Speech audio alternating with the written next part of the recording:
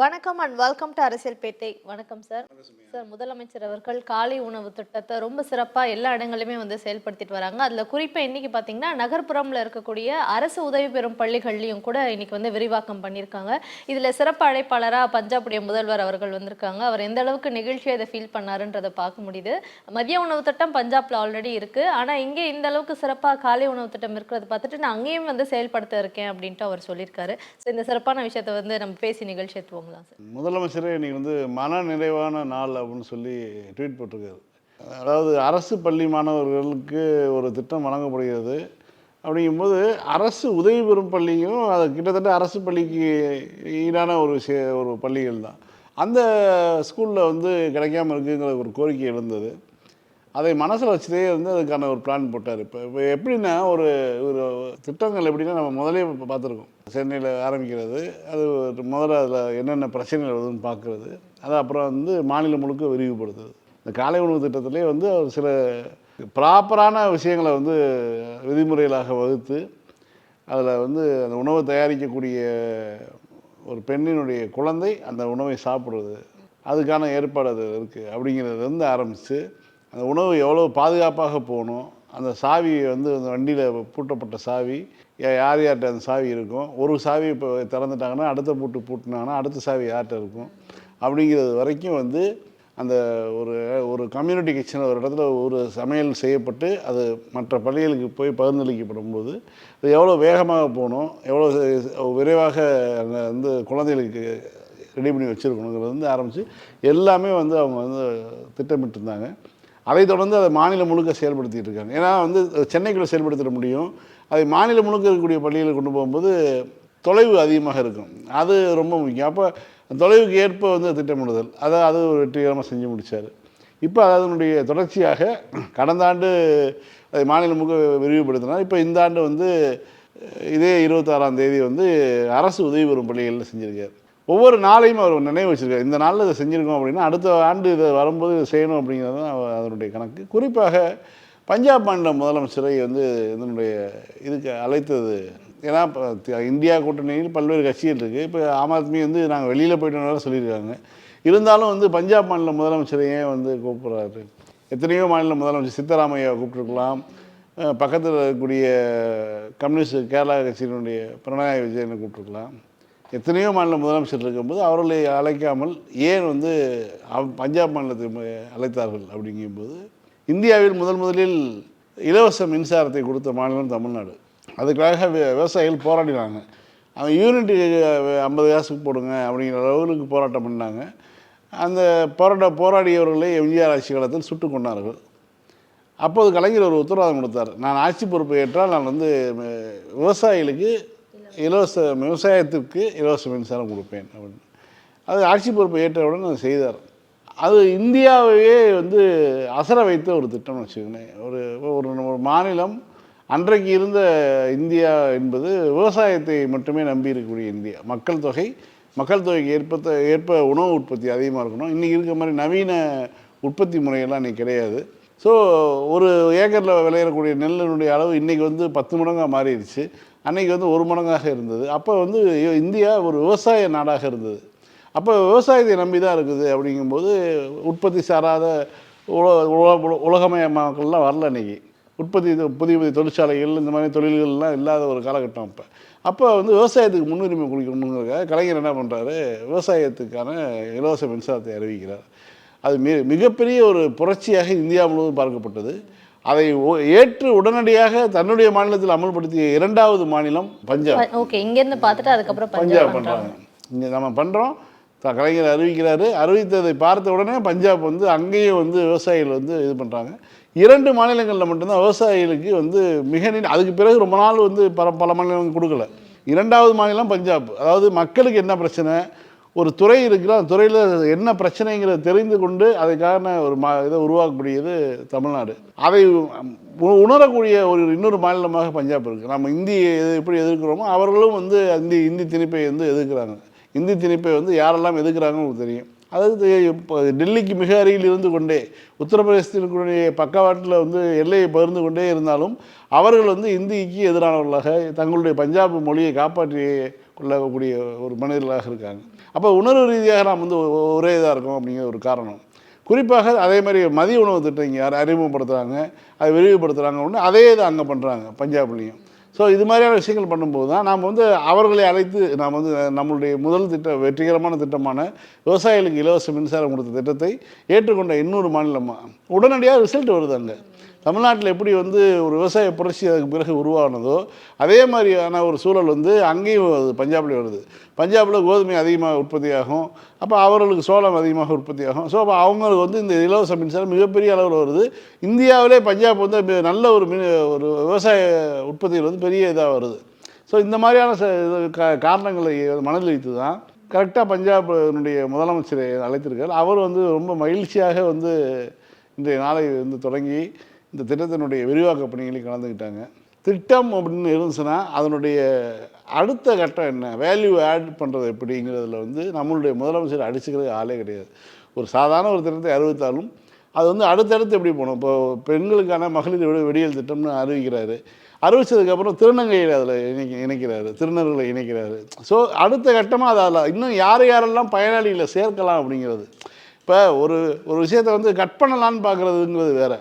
யாரெல்லாம் வந்து ஒரு இடஒதுக்கீடு மூலமாக இருக்காங்களா அவர்களை வந்து ஒரு புதுசாக இடபிள்யூஎஸ்னு ஒன்று கொண்டு வந்து இடஒதுக்கீடையே சிதைக்கலாங்கிறது ஒரு எண்ணம். அது ஒரு சிந்தனை, அது ஒரு அரசியல் போக்கு. ஆனால் இடஒதுக்கீடு முறையின் மூலமாக யாருக்கெல்லாம் வந்து பயன் போய் சேரணுமோ அது கூடுதலாக எப்படி கொண்டு போய் சேர்க்கறதுங்கிற சிந்தனை இருக்குது பார்த்தீங்கன்னா, அது மாதிரி தான் நம்மளுடைய முதலமைச்சர் சிந்திக்கிறார். இன்றைக்கி கூட நிறைய பேர் வந்து சமூக வலைதளத்தில் வந்து முதலமைச்சர் கோரிக்கை வச்சுருந்தாங்க. அதாவது கம்யூனிட்டி கிச்சனை உருவாக்குங்க. ஏற்கனவே அறிவிக்கப்பட்ட ஒரு விஷயந்தான். அதை பற்றி நான் அதுலேயும் முதலமைச்சர் அதில் அந்த கவனத்துலேயும் வச்சுருப்பார்.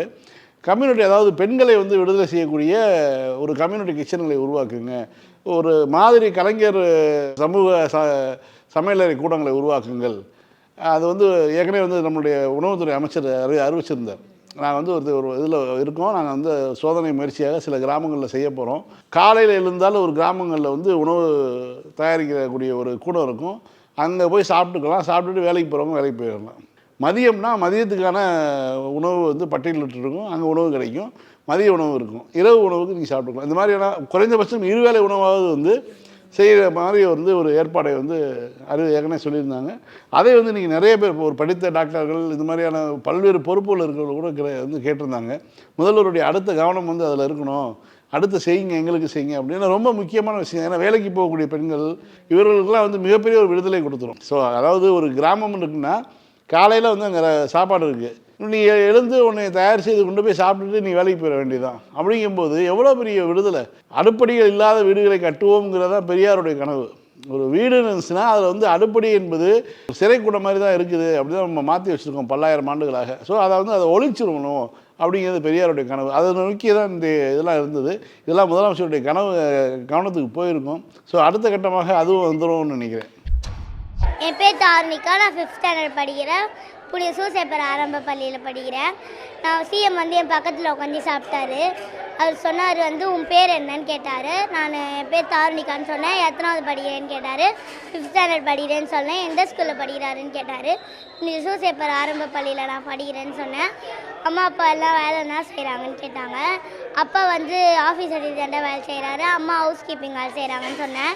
எங்கள் அம்மா வந்து காலையில் சாப்பாடு வந்து காலையில் கொடுக்க மாட்டாங்க, அவங்க வேலைக்கு போயிடுவாங்க. நான் இங்கே வந்து தான் சாப்பிடுவேன். காலை உணவு ஓப்பன் பண்ணதுக்காக சிஎம்க்கு தேங்க்ஸ் சொல்லிக்கிறேன். திட்டத்தினால என்னெல்லாம் பயன்பெற்றிருக்காங்கன்னு. ஸோ குழந்தைகள் பார்த்தோம்னு சொன்னால் அட்டண்டன்ஸ் வந்து ரெகுலராக வர்றாங்க. எல்லா ஸ்கூல்லையும் பார்த்தீங்கன்னா ஒரு 8:45 மணிக்கு சாப்பாடு கொடுத்துட்றாங்க குழந்தைங்க. ஸோ டைமுக்கு வந்துடுறாங்க. ஸோ பங்க்சுவாலிட்டி, அட்டண்டன்ஸ் இம்ப்ரூவ் ஆகிருக்கு. குழந்தைங்க வந்து ஆக்டிவாக கிளாஸில் வந்து பதில் சொல்கிறாங்க. குழந்தைங்க வந்து ரொம்ப ஆரோக்கியமாக தென்படுறாங்க அப்படின்றலாம் வந்து ஸ்டடீஸில் தெரிய வந்திருக்கு. ஆசிரியர்களும் என்ன சொல்கிறாங்கன்னு சொன்னால் நம்ம குழந்தைங்க நல்லா கவனமாக கிளாஸில் வந்து அட்டென்ட் பண்ணுறாங்க, அவங்களோட அட்டென்ஷன் ஸ்பேன் இம்ப்ரூவ் ஆகிருக்கு அப்படின்னு. அதே மாதிரி பார்த்திங்கன்னா நோய்பட், ஸோ நல்லா சாப்பிட்றதுனால குழந்தைங்களுக்கு வந்து நோய் எதிர்ப்பு சக்தி ஜாஸ்தியாக இருக்குது, அவங்களுடைய ஆரோக்கியமும் இம்ப்ரூவ் ஆகிருக்குன்னு சொல்லி ஹெல்த் பேராமீட்டர்ஸில் ஸ்டடீஸை சொல்லியிருக்கு. சிறுவர்கள் வந்து இங்கே ஸ்கூலில் வந்து நம்ம ஆரோக்கியமான சாப்பாடு தர்றோம். நீங்கள் என்னெல்லாம் தர்றாங்கன்னு உங்களுக்கு தெரியும். பொங்கல் வகைகள், கிச்சடி, உப்மா, அரிசி, ரவை, கோதுமை, சேமியா இதெல்லாம் செஞ்ச இன்க்ரீடியன்ஸாக வச்சு நமக்கு ஒவ்வொரு நாளைக்கு ஒரு மெனு போட்டிருக்கோம். அந்த மெனு படி நம்ம அந்த குழந்தைகளுக்கு இந்த காலை உணவு தர்றோம். அந்த உணவோடு சேர்த்து வந்து காய்கறிகளும் சேர்த்து நம்ம தர்றோம். ஸோ சூடாக தர்றோம், காய்கறிலாம் சேர்த்துறதுனால உங்களுக்கு ஆரோக்கியத்துக்கு ரொம்ப இது யூஸ்ஃபுல்லாக இருக்குது. வீட்லேயும் போய் வந்து குழந்தைங்க வந்து இதை விரும்பி சாப்பிட்றாங்க. முன்னாடி பார்த்தோம்னா அந்த உப்புமா கிச்சடிலாம் குழந்தைங்களுக்கு அவ்வளோ விருப்பமாக இருக்காது. பட் இங்கே வந்து நம்ம நல்லா சமைச்சு தர்றதுனால குழந்தைங்களும் வீட்டில் போய் ஆரோக்கியமான உணவுகளை கேட்டு வாங்கி சாப்பிட்றாங்கன்றது ரிசர்ச்சில் தெரிய வந்திருக்கு. பெண்கள் என்ன சொல்கிறாங்க, தாய்மார்கள் என்ன சொல்கிறாங்கன்னு சொன்னோம்னா, குறிப்பாக வேலைக்கு போகிற பெண்கள் வந்து குழந்தைகளுக்கு ஒழுங்காக சமைச்சு கொடுக்க முடியல அப்படின்னு ஒரு சின்ன ஒரு கில்ட்டுன்னு சொல்லுவாங்க. ஒரு மனக்குறைவு இருக்கும். அவசர அவசரமாக ஏதாவது சாப்பிடுப்பா கையில் கிடைக்கிற கொடுத்துட்டு போயிடுவாங்க. இப்போ என்ன ஃபீல் பண்ணுறாங்கன்னா, நாங்கள் வந்து குழந்தைங்களை தயார்படுத்தி அனுப்பிச்சா போதும், ஸ்கூல்லேயே சாப்பாடு கொடுத்துறதுனால எங்களுக்கு வந்து நேரம் மிச்சம், எங்களுக்கு வந்து எங்களுடைய வேலை பளு கொஞ்சம் குறைஞ்சிருக்கு எங்களுக்கு, அதனால் எங்களுக்கு இது சந்தோஷமாக இருக்குது அப்படின்றது வந்து மகளிரும் குறிப்பாக தாய்மார்கள் சொல்லியிருக்காங்க. இல்லை முக்கியமான விஷயம் என்னன்னு சொன்னோம்னா, எந்த குழந்தையோடைய தாய்மார் கிச்சனில் நம்ம சமைக்க வைக்கிறோம்னா அந்த குழந்தைய வந்து அந்த ஸ்கூலில் படிக்கணும். அப்படின்னா தான் வந்து இன்னும் அக்கறையாகவும் அவங்க ஆர்வமாகவும் சமைக்கிறாங்க. ஸோ எந்த நம்ம எஸ்எஸ்ஜியோடைய குழந்தைய ஸ்கூலில் படிக்கிறாங்களோ அந்த தாய்மாருக்கு தான் இந்த சமையல் பணியையும் கொடுத்துருக்கனால அவங்க இன்னும் இன்வால்மெண்ட்டோட இந்த பணிகளை நல்லா செஞ்சிட்ருக்காங்க.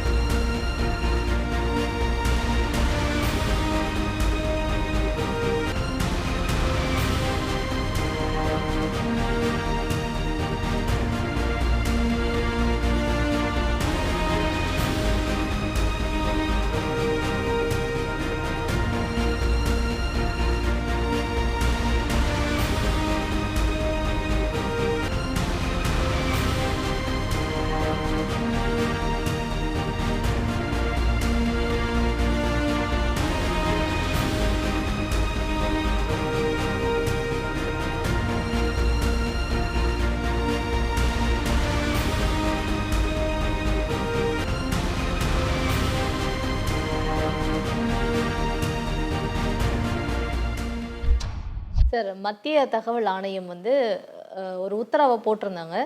மோடியுடைய அந்த பட்டப்படிப்பு சர்டிஃபிகேட்டை வந்து பொது வழியில் விடணும் அப்படின்ற மாதிரி.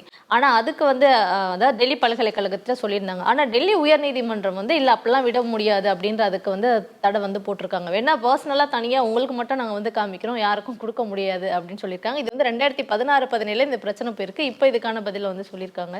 ஏன் சார் காட்ட முடியாது? ஏன்னா அவர் வந்து படிக்கலையா, இல்லாட்டி நீங்கள் போலியா ரெடி பண்ணி வச்சுருக்கீங்களா? ஏன் காட்ட முடியாதுன்ட்டு நீதிமன்றமே வந்து தகவல் ஆணையம்க்கு சொல்லியிருக்காங்க. இல்லை இருந்தால் காட்டியிருப்பார், இந்நேரம் காட்டியிருப்பார்.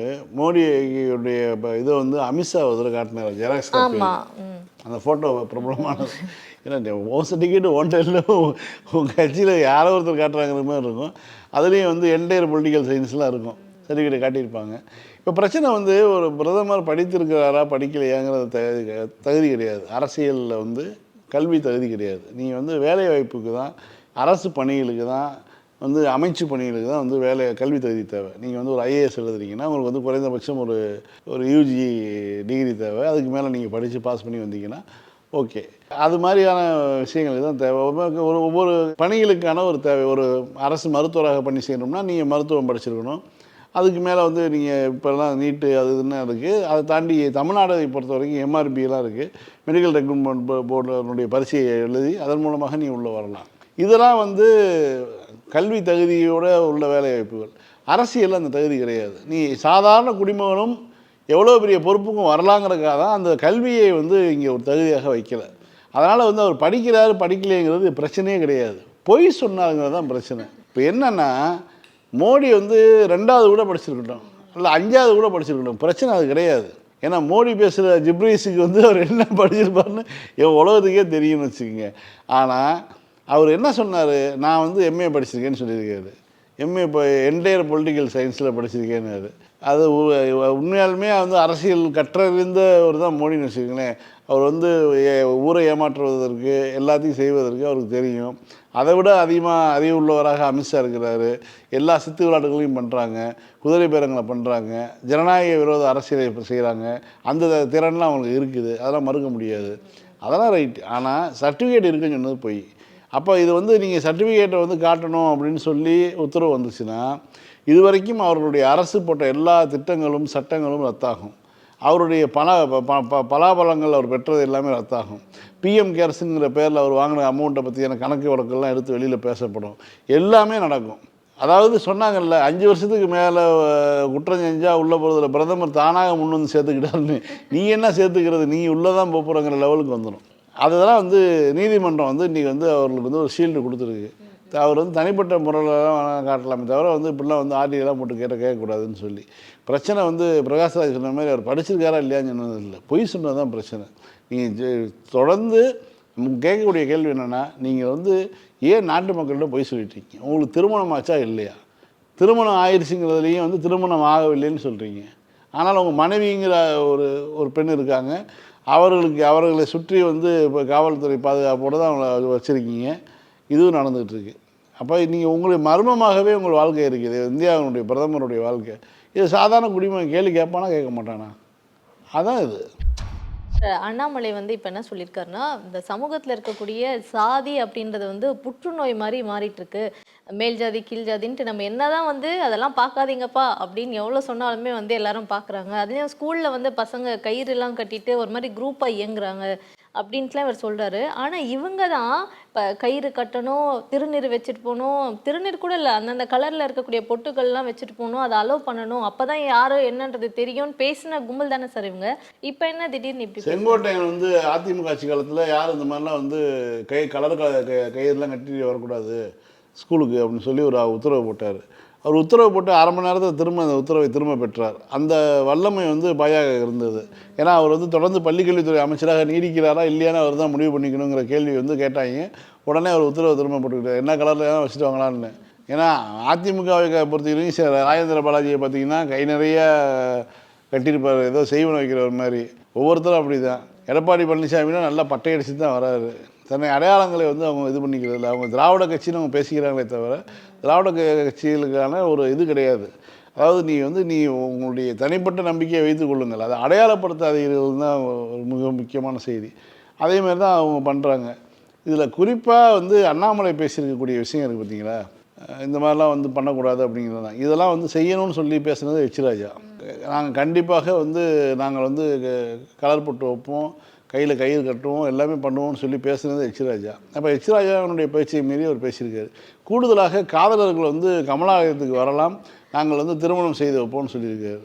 இவங்களை நம்பி போனால் கரெக்டாக ஃபோன் பண்ணி யார் யாருக்கெல்லாம் கூப்பிடணுமோ கூப்பிட்டு மாட்டி விட்டு இவங்களே யார் சாதி எந்த சாதியை சேர்ந்தவங்க வந்திருக்காங்கன்ட்டு கரெக்டாக அங்கே தகவல் கொடுத்துருவாங்க. ஆமாங்க, வந்தால் யாருக்கு தகவல் கொடுத்து மாட்டி வைக்கிறதுக்கு தான் அவர் கூப்பிட்றாரு.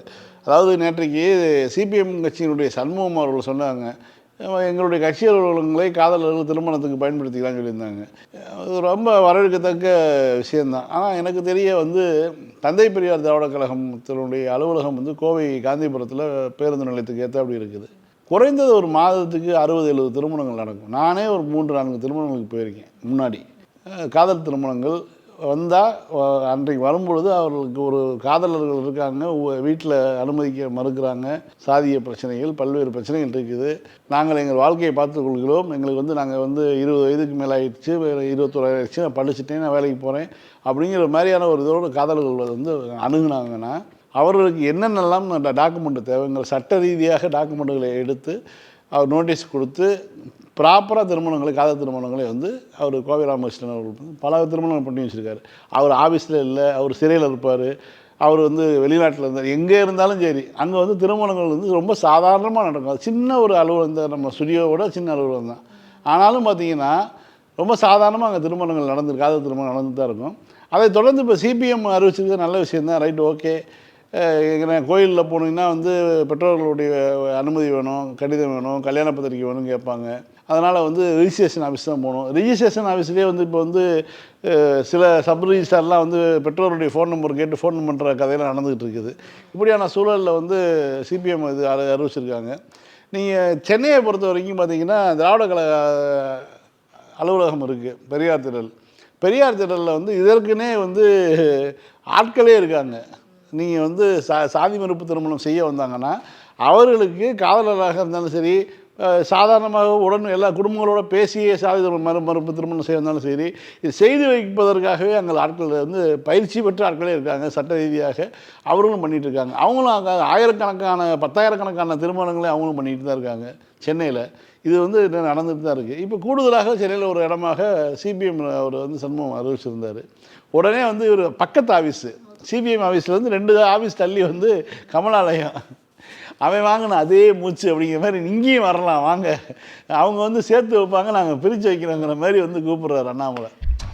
சார், இப்போ எந்த பண்டிகை எந்த திருவிழா வந்தாலுமே பிரச்சனை பண்றதுக்குன்னே வந்து சங்கிகள் ஏதாவது ஒரு விஷயத்த வந்து எடுத்து வைப்பாங்க. இப்போ விநாயகர் சதுர்த்தி, இந்த விநாயகர் சதுர்த்தி ஊர்வலம் போகணும் அப்படின்றதுக்காக எல்லார்கிட்ட போய் வந்து பணம் கேட்கறது, அந்த மாதிரி இவங்க வந்து யாரை இப்போ அப்ரோச் பண்ணியிருக்காங்கன்னா வட மாநிலத்தவர்கள் இங்கே வந்து வேலை செய்கிறவங்கள அப்ரோச் பண்ணியிருக்காங்க. அவங்க கடுப்பாகி போலீஸ் ஸ்டேஷன் வரைக்கும் போய் அவங்க மேலே கேஸ் போட்டு இப்போ அவங்கள கைது பண்ணி வைக்கிற அளவுக்கு இவங்க வந்து பணம் கேட்கக்கூடிய வேலையை பார்த்துட்டு இருக்காங்க. உச்சநீதிமன்றம் ஒரு உத்தரவு போட்டது, தெருநாய்க்கு சோறு வைக்கக்கூடாது.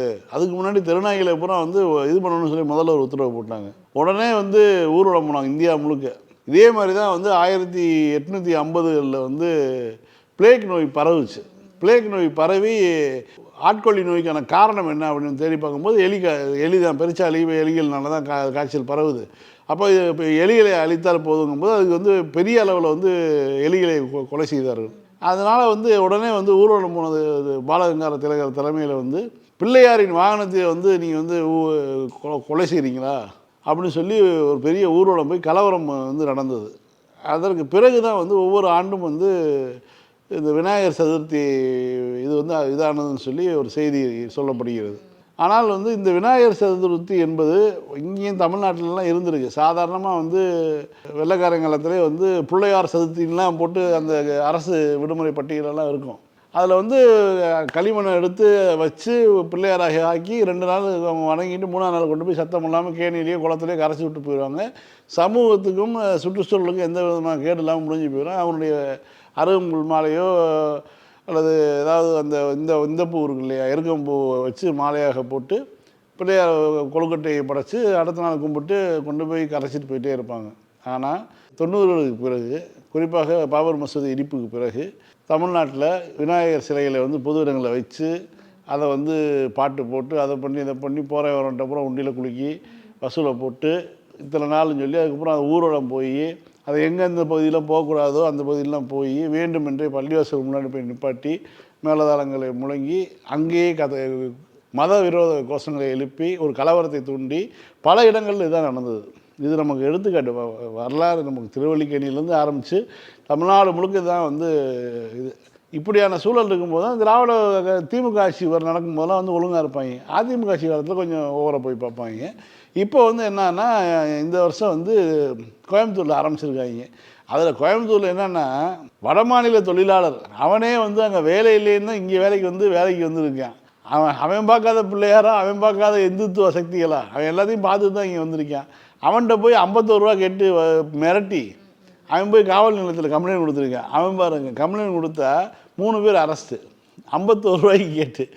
அதாவது கடவுளின் பேரில் வந்து என்ன மாதிரியான வழிப்பறிகள் நடந்துகிட்டு இருக்குது அப்படின்னு நீங்கள் இங்கே மட்டும் கிடையாது, நிறைய பேரை வந்து இப்படி ஒரு மனமாற்றத்தை பண்ணி நீங்கள் வசூல் பண்ணலாம், யார்கிட்ட வேணாலும் பணம் வாங்கலாம், செலவு பண்ணிக்கலாம், கணக்கு கேட்க மாட்டோம், நாங்கள் வந்து கொடுக்குற பிள்ளையார் போய் வச்சுக்கோங்கன்னு சொல்லி சில அமைப்புகள் செய்கிறார்கள். அவர்கள் அந்த அமைப்புகள் ஏற்கனவே பல முறை தடை செய்யப்பட்ட அமைப்புகள் மீண்டும் தடையை மீறி கொண்டு வந்து இந்த வேலையை செஞ்சுட்டு இருக்காங்கன்னு தான் உண்மை.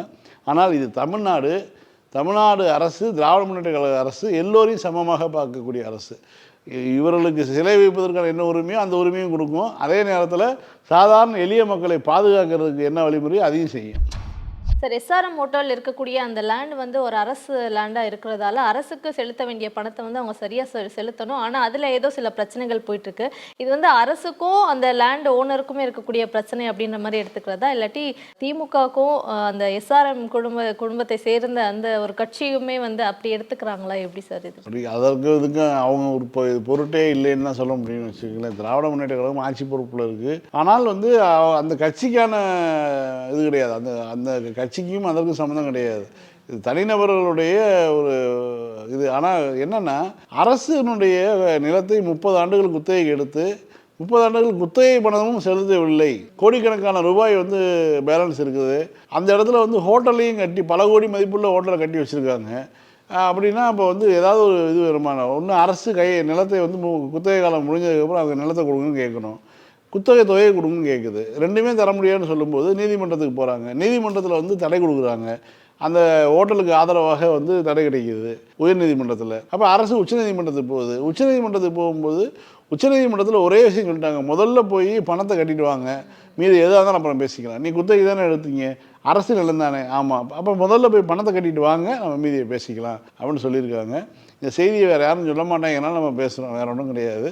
ஆனால் வந்து தொடர்ந்து வந்து உயர்நீதிமன்றத்தினுடைய தானாக முன் வந்த வழக்குகள், இது போன்ற வழக்குகளுக்கெல்லாம் வந்து உச்சநீதிமன்றத்தில் வந்து சலார்னு சவுக்கடி விழுகிறதையும் நம்ம கவனிக்கணும். ஃபைன் சார், திரும்ப நாளைக்கு இதே நிகழ்ச்சியில் சந்திப்போம். மீண்டும் நாளை மாலை 6:30 மணிக்கு அரசியல் பேட்டை நிகழ்ச்சியில் சந்திக்கலாம். நன்றி.